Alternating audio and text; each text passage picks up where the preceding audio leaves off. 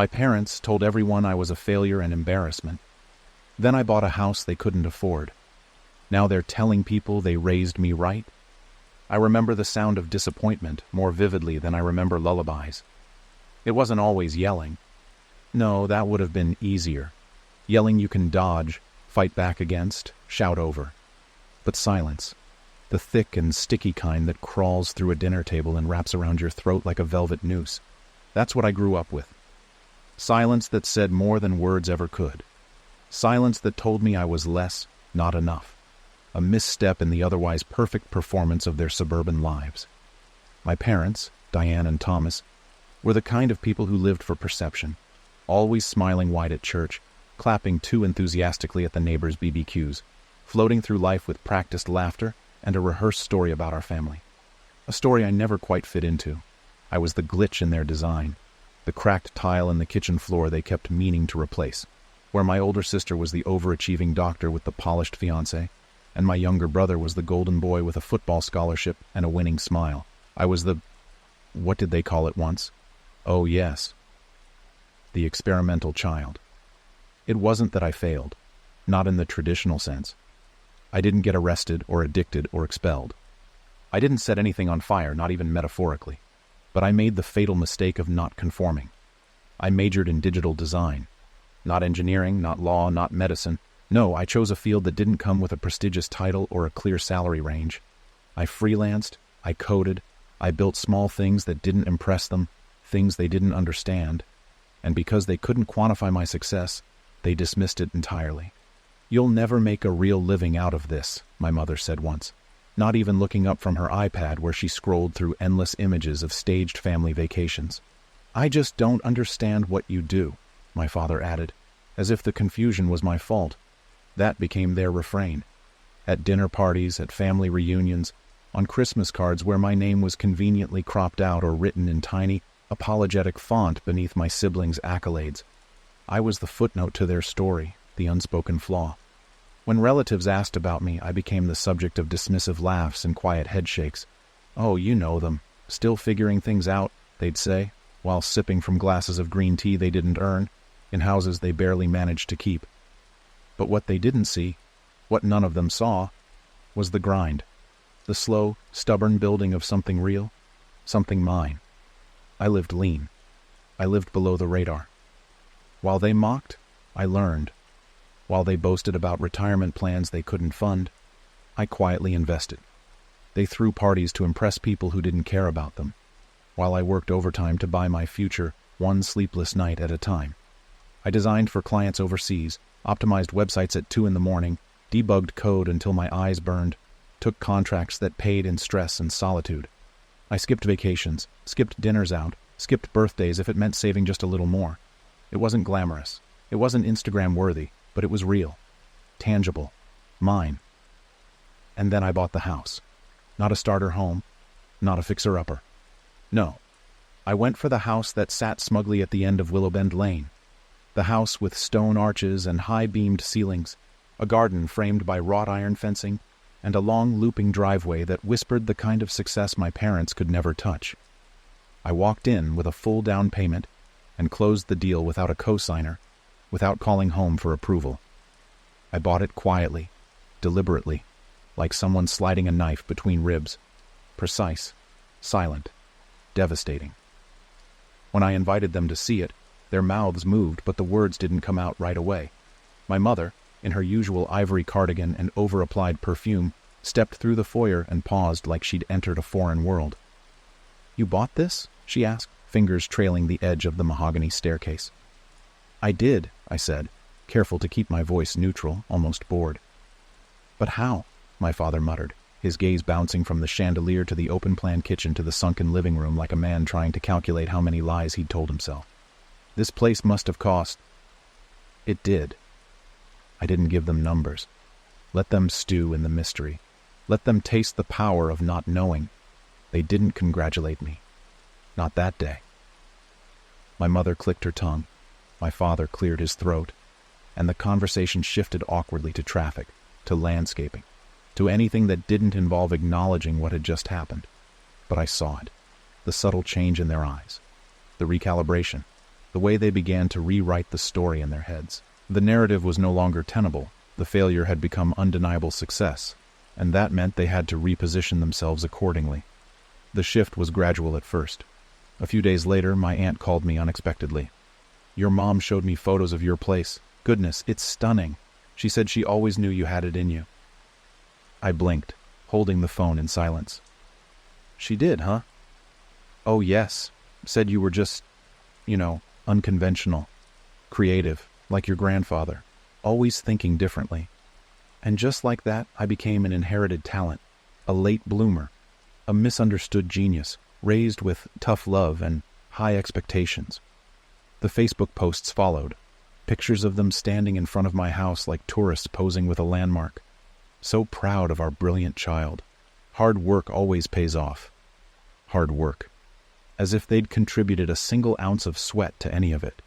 I watched it all unfold with a kind of cold amusement. The family who once avoided mentioning me now used my name like a badge of honor. My mother began telling people how she always encouraged my artistic side. My father claimed he'd taught me financial discipline. They leaned into my success as if it were their redemption arc. They rewrote history with the precision of master propagandists, retrofitting pride into years of disdain. But I remembered. I remembered the time I got accepted into an internship and my mother called it a hobby. I remembered my father asking, "So what's your backup plan?" every time I dared to be excited. I remembered Christmas mornings where I sat quietly while everyone else's achievements were applauded and I was given socks and silence. I remembered, and the memory burned in me like coals under skin. Now, every time they visited, I could see them trying to inhabit the space as if it were theirs. My mother fussed with throw pillows. My father made remarks about home security and property taxes as though he had any stake in the matter. They walked the halls like they were guests of honor at a gala they hadn't paid to attend. And beneath every compliment was a buried question. Would I play along? Would I let them claim the victory? Let them bask in light they never lit? Because the truth, it's dangerous. It shatters illusions. It rewrites not just one story, but the scaffolding of a whole identity. If I told the truth, I wouldn't just be embarrassing them. I'd be exposing the rot beneath the surface, the cowardice disguised as parenting, the jealousy masked as advice. But silence has power too. So I waited. I watched.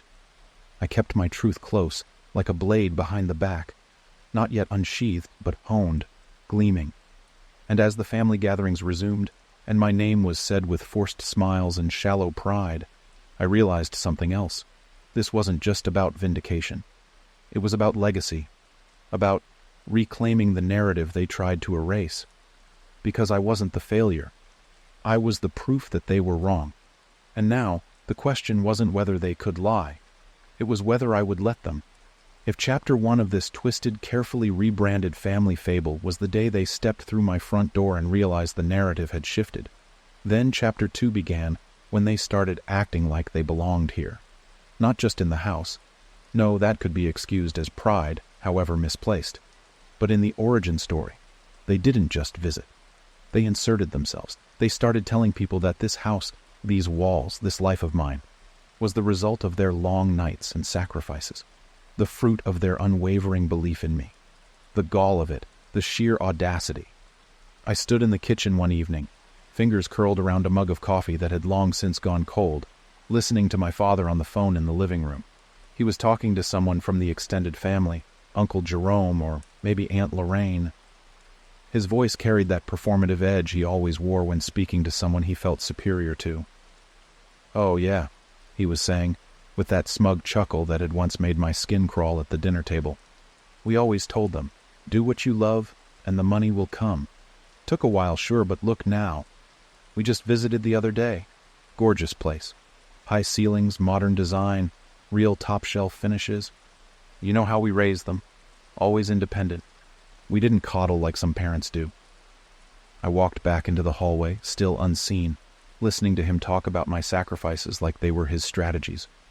He spoke about the time I turned down a full-time job offer to freelance, as if it was his idea. The time I slept in a one-bedroom studio for 2 years to save money. According to him, that was my parents teaching me financial discipline. The coding boot camps I paid for in monthly installments, using credit cards I was terrified of maxing out. Apparently, they invested in my education. That was the part that almost made me laugh aloud. They invested nothing. No support, no encouragement, no faith. And now they draped my success across their shoulders like a cloak to shield themselves from the cold truth that they had no part in it. I didn't confront him. Not then. I went back into the kitchen, sat down at the marble island they once told me I'd never afford, and stared at the swirling patterns in the stone until my thoughts stopped boiling. Rage isn't always loud. Sometimes it's quiet, cold, measured. A frozen storm waiting for the right wind to crack the sky open. My parents began visiting more frequently after that. Little pop-ins, announced with barely a day's notice, as though this house had become their vacation home by proxy. My mother would breeze in with a bottle of cold coffee she picked up from some supermarket, and my father would walk the perimeter like a foreman inspecting a project he funded. They asked about the mortgage rate, the insulation, the solar panels. They asked about renovations I had no intention of making, just so they could give unsolicited advice. "You know," my father said one afternoon as he stood in my backyard, eyeing the fencing like he was measuring it for replacement, "this is exactly the kind of lifestyle we wanted for you. Took you a little longer, but you finally listened." I didn't respond. I simply looked at him, letting the silence stretch so long that it became heavy. He shifted, glanced away, and that told me more than any words ever could. He knew. Somewhere, buried beneath all the narrative-shaping and convenient amnesia, he knew he was lying, but the lie was too useful to abandon. They started bringing guests, friends from church, old neighbors, even distant relatives they hadn't seen in years. One Sunday, they showed up with Mrs. Cartwright, a woman I hadn't spoken to since I was 15.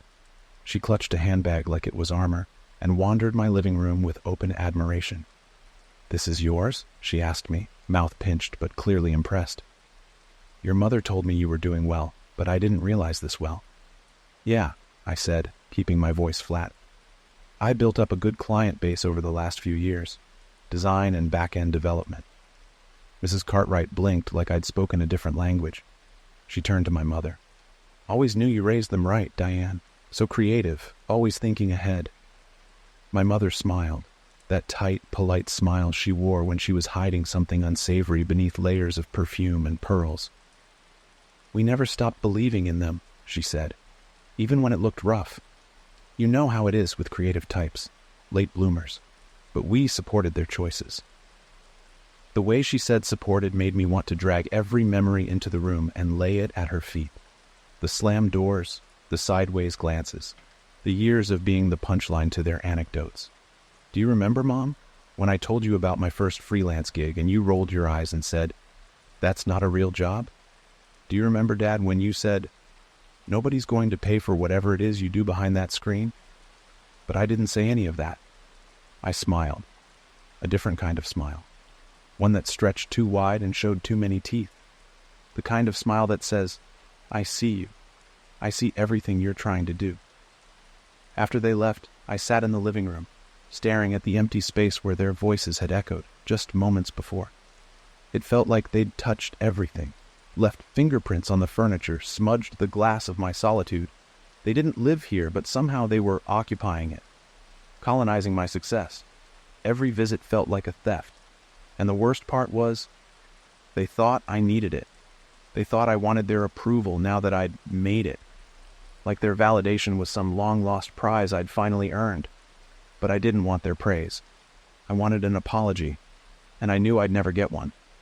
The next week, I started sorting through old boxes, not for nostalgia, for evidence, proof. Letters, photos, school reports, the rejection emails they never saw because I didn't want to give them more ammunition. I found a drawing I'd done when I was 10, a spaceship I designed from imagination, with notes scribbled in the margins like an engineer's blueprint. I remembered showing it to my mother. She looked at it for 2 seconds before saying, "You didn't clean your room." I found a photo from my high school art show. My piece had won 3rd place, but my parents didn't come. Said they were busy. Said it wasn't a real competition. I remembered standing alone, clutching that flimsy certificate while other kids posed with their parents, laughing and taking photos. That night, I opened a blank document and started writing. Not a letter, not a confession, a record, a timeline. every slight, every omission, every moment they'd tried to erase. I didn't write it to confront them. I wrote it because memory has a way of warping when it's gaslit enough. I needed a compass, something unalterable, my truth, unmarred by their revisions. And once it was written, I kept it, saved it, let it sit on my desktop like a loaded gun. Around that time, the invitations began. Family events, reunions. Come show off your new place, they said. Everyone would love to see how well you're doing. It was never about me. It was about them. About parading me like a trophy they hadn't won. About reclaiming a child they'd cast aside until it became fashionable to care. The turning point came at a family barbecue. They insisted I host. Plenty of space, my mother said. And it's about time people saw what you've accomplished. I should have said no, but some part of me, deep, bitter, wanting to test the limits, agreed. So they came. The uncles with their tired jokes, the aunts who asked invasive questions, cousins I hadn't seen in years, now suddenly curious about my business. The smell of grilled meat, the clink of glasses, the hum of polite conversation. All of it settled like dust on surfaces I'd kept clean for years. And in the center of it all, my parents, holding court like they were the architects of this life. He used to spend hours on the computer, my father told someone near the pool, his voice warm with revisionist pride. We figured he was either building the next Facebook or wasting time, but we let him figure it out. Let me, as if they ever let me do anything. I stood in the corner, hands in my pockets, watching them, and I thought, what happens if I say it? If I walk into this crowd of curated lies and detonate the truth?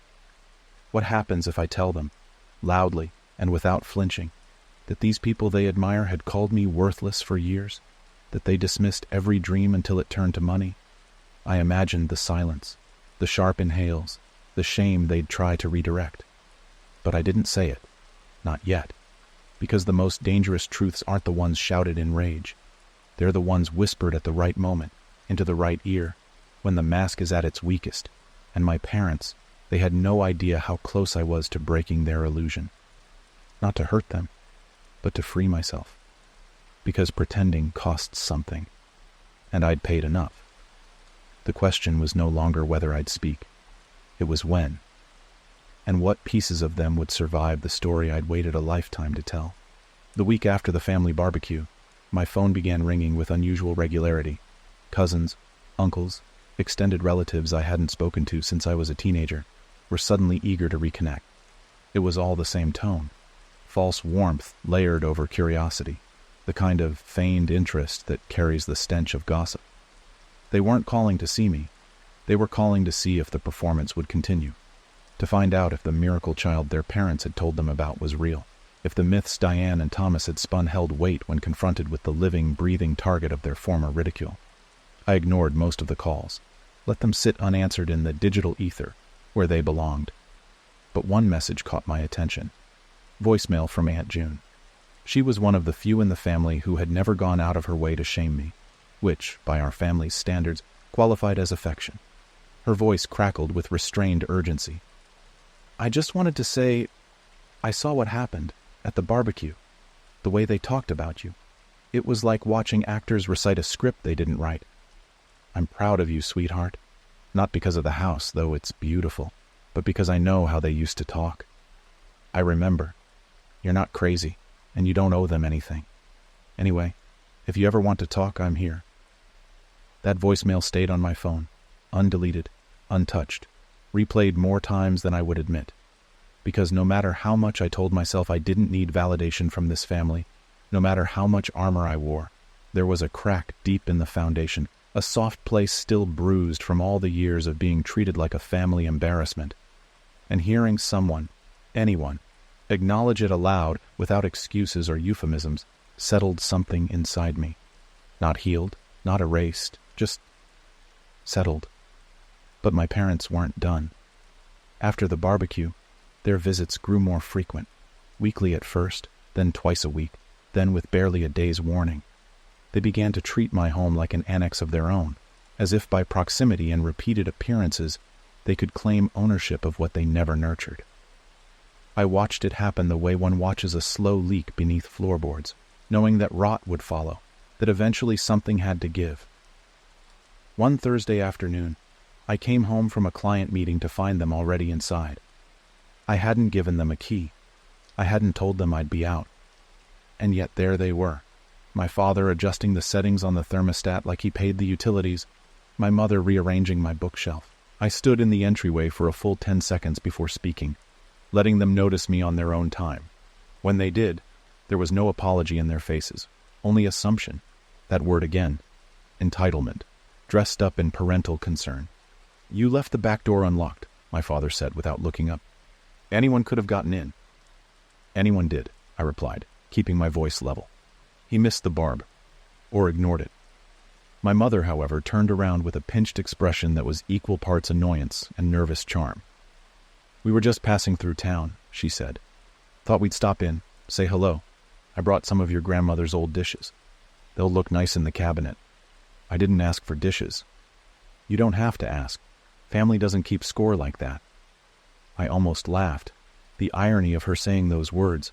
This woman who had spent my entire life keeping score like it was an Olympic event, who'd tallied every deviation from their expectations like a moral failure, who recited my supposed shortcomings like a priest reading a list of sins. She had the nerve to preach about unconditional family loyalty. I dropped my keys on the counter and crossed my arms. "We need to talk," I said. That got their attention. My father straightened, alert now, a flicker of caution in his eyes. My mother set down the plate she was holding, the fake cheer bleeding from her features like color draining from a photo. "About what?" she asked. "About this," I said, motioning to the room, to the intrusion, to the pattern of their recent behavior. "This narrative you're trying to write. About me, about yourselves, about the past." My mother sat down slowly on the armrest of the sofa, carefully smoothing her skirt like the fabric's perfection would somehow bring the moment back under her control. My father remained standing, arms crossed, the posture of a man preparing for battle he didn't understand the stakes of. "What narrative?" he said, feigning ignorance with the subtle arrogance of someone who'd gotten away with lies for so long he believed them. "You know what I mean. The way you've been telling people that you supported me, that you encouraged me, that this," I gestured again to the space around us, "was part of your plan, that I'm some product of your wisdom and guidance." They said nothing. "I want you to stop." My mother blinked, once, twice. Then her lips parted into a brittle smile. "We were proud of you," she said. "We are proud of you. Maybe we didn't say it enough, but—" "No," I interrupted. "You didn't say it at all. You dismissed me. You mocked my choices. You told anyone who would listen that I was a failure, a disappointment, a phase you hoped would pass. Do you think I don't remember?" "We were worried," my father said. "That's what parents do. We didn't understand what you were trying to do, and maybe we didn't always phrase things the best way, but we were trying to help." I stepped closer. Help would have been asking me how I was doing instead of how much I was making. Help would have been encouragement instead of condescension. Help would have been showing up. You didn't help. You ridiculed. You undermined. And now that I've built something without you, something despite you, you're rewriting history to make yourselves the heroes of a story you barely read. Silence. A long, uncomfortable silence. My mother's smile had vanished. My father's expression hardened, pride and shame duking it out behind his eyes. "So, what do you want then?" he asked finally, not angry, not pleading, just tired. "You want us to say we were wrong?" "Yes," I said, not hesitating. "I want you to stop lying. To me, to the family, to yourselves. I want you to acknowledge that you were cruel, that you were wrong, and that the only reason you're proud now is because success validates you more than character ever did." Another silence. This one deeper. My mother stood up slowly, as if the air had thickened around her. "I'm sorry," she said, voice quiet. "If that's what you need to hear, then I'm sorry." It wasn't said with venom, or even resentment, just the rehearsed tone of someone giving a line they don't believe but know they need to deliver. And yet, something about those two words still hit me, harder than I expected, but it wasn't enough. "I don't want you to say it," I said. "I want you to mean it. I want you to stop pretending you raised me into this. You didn't. I became this on my own. I earned this." My father looked away, and I saw something crack behind his stern facade. Not regret, not guilt, but recognition. The faint, flickering realization that he couldn't control the story anymore, that I had taken it back. "You've made your point," he said. "I'm not finished," I said. "There are going to be boundaries now. You don't get to come and go as you please. This isn't your house. This isn't your life, your guests. And if you want to stay in it, you'll respect that." "You're still our child," my mother whispered. "No," I said. "I'm your consequence." They left not long after, without arguing. That, more than anything, confirmed the truth. They knew. They had known all along. They just hoped I'd never gather enough power to say it out loud. I didn't cry after they left. I didn't celebrate either. Instead, I sat on the edge of my bed, staring at nothing, feeling the full weight of what had just occurred. It wasn't catharsis. It wasn't closure. It was the unmooring that comes when a lifetime of repression gives way to truth. And truth, while powerful, is rarely comforting. It exposes, but it doesn't mend. It reveals, but it doesn't soothe. Days passed, weeks, and they didn't come back. They didn't call. They didn't post. They vanished from my narrative the way they once tried to erase me from theirs. And still, I felt the echo of them in every corner of the house, in the space where their false pride once clung like mildew, in the rooms they tried to claim with footsteps and comments and unsolicited advice. But those echoes began to fade, replaced by something else. Silence, yes, but this time, a peaceful kind, the kind I had never known growing up. The kind that doesn't ask you to shrink yourself for someone else's comfort. The kind that doesn't suffocate. The kind that makes space for new voices, new people, new truths. The story wasn't over. It had barely begun. And this time, I would be the one writing it. Time, they say, dulls the sharp edges of memory, softens the bite of past wounds, turns rage into reflection and pain into perspective. I never believed that. Time doesn't heal anything. It just gives you more room to arrange the wreckage into something that looks like peace. And sometimes, that illusion is enough. Sometimes you can even make it real. After the confrontation, after the staged apologies and the uneasy silence that followed, my parents didn't visit again for over 3 months. No unannounced drop-ins, no phone calls to check in, no cryptic texts asking about the thermostat or neighborhood watch. Just distance, heavy, deliberate, perhaps even cowardly, but distance all the same. At first, I found myself half expecting them to show up again. Like addicts to approval, I thought they wouldn't be able to resist the temptation of proximity to the life they once dismissed. But days passed without incident, then weeks, and gradually, their absence became less a void and more a relief. The house changed. Not physically. The walls, the windows, the furniture remained as I had curated them. Clean lines, neutral tones, a balance of modern and personal touches. But something about the air shifted. It no longer felt like a stage, like a set prepared for their judgment or their false performances. It felt like mine, entirely and unapologetically.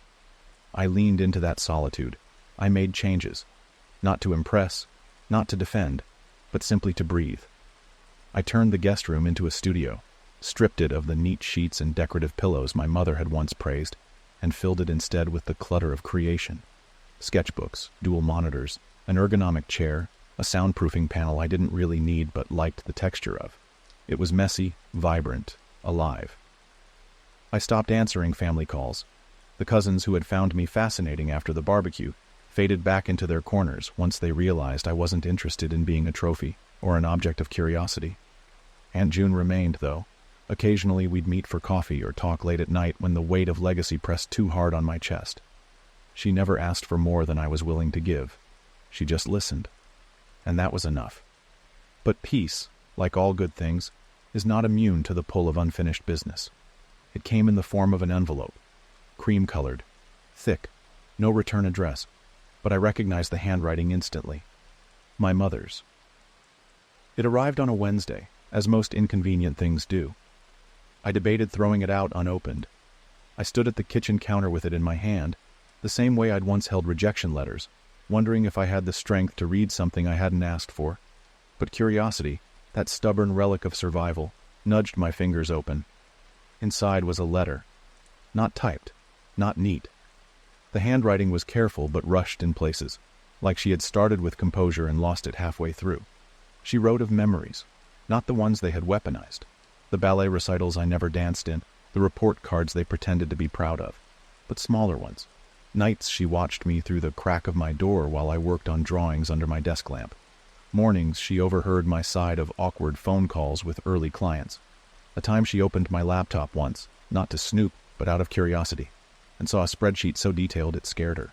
I didn't understand it, she wrote, but I knew it mattered to you. I just didn't know how to support something I couldn't control. She admitted things, that they were afraid, that I didn't fit their mold, and instead of learning a new shape, they tried to force me into the old one, that they thought fear would make me stronger. Not realizing it only made me silent. And finally, the line that stuck with me the longest. We didn't know how to raise you, because we didn't know how to let you be better than us. I sat with that letter for a long time, not because it fixed anything, but because it was the first thing they'd given me that didn't demand something in return. No praise, no request, no backhanded pride. Just words. Broken, messy, and, perhaps in their lives, honest. A week later, I received another envelope, this time from my father. His was shorter, more restrained, but just as telling. I don't have the words your mother does, he began. But I see the life you built. And I see now that my pride was never in you. It was in being right. When I couldn't be right about you, I tried to diminish you instead. I regret that. No grand gesture, no plea for forgiveness. Just a man stripped of excuses, staring into the mirror of his own failings. I didn't call them. I didn't write back. But I didn't burn the letters either. I kept them, filed them away. Not because I needed them, but because some truths, once spoken, deserved to live somewhere other than memory. The real change came 6 months later. A family gathering, one I hadn't planned on attending. A cousin's wedding, destination extravagant, every bit as performative as the rest of the family had always been. I almost declined the invitation, but something pulled me toward it. Not spite, not pettiness, just curiosity, a chance to walk back into the theater, no longer as the misunderstood extra, but as the one who had written their own script. I arrived alone, no fanfare, no dramatic entrance, but the moment I stepped into the reception hall, heads turned. They didn't recognize me at first. Something about confidence changes your shape. I hadn't altered my appearance dramatically, same face, same posture, but I no longer moved like someone waiting for approval. I took up space, not arrogantly, just fully. My parents were already there, seated near the front, hands folded neatly, faces tense in that way people get when they aren't sure if the past is going to walk in and make a scene. I didn't make a scene, but I walked past their table, and I paused. Not long, just enough. My mother stood, unsure whether to hug me. My father didn't move. I looked at them both, and I smiled. Not the polite smile, not the mask I used to wear. A real smile, one that said, I know what you did. I know what you tried. And I know I won anyway. And then I walked away. Later, during the dancing, my mother came to find me. She stood beside me in the crowd, watching the swirl of dresses and suits, the clink of glasses, and the glow of chandeliers. You look happy, she said. I am, I replied. She nodded. No further comment, no justification. Just the smallest, most fragile olive branch. And I took it. Not because I needed reconciliation, but because I had already won. Not over them, over myself. I left the wedding early. Not dramatically, just quietly, content. Back in my house, I lit a candle, the same scent I'd used for years. I walked through each room, not to admire, not to marvel, but simply to exist, to own, to remember. This was mine, not because they raised me right, but because I became right in spite of how I was raised. And that, at last, was enough. The story didn't end with a triumph or a tearful reunion or a parade of apologies. It ended here, with peace, with clarity. with the quiet satisfaction of knowing I reclaimed the narrative, rewrote the script, and lived in a truth they could never distort again. My name is not a disappointment. It is a monument, and no one will ever erase it again.